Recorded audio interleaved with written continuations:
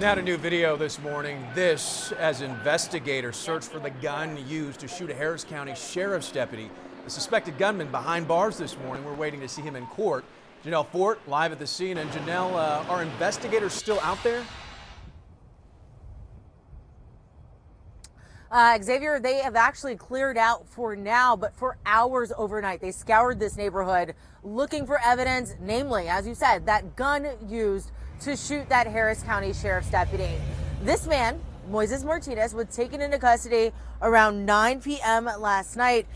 He's the alleged gunman. We dug into the 37-year-old's record. We found he reportedly has 2 felony warrants out for him and is no stranger to the Harris County Sheriff's Office. Throughout the night, we saw the ATF out here, sniffer dogs, both canvassing cars and homes for anything related to this case. Now, we first told you about this officer-involved shooting yesterday. Deputies got a call about a suspicious-looking man.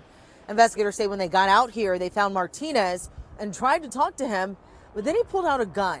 Investigators say Martinez began shooting, hitting one of the responding deputies. There was an hours-long manhunt before they were able to catch him. Now, it's unclear what charges Martinez will face in connection with this shooting. Harris County Sheriff Ed Gonzalez says the deputy who was shot was alert and conscious on the way to an area hospital yesterday.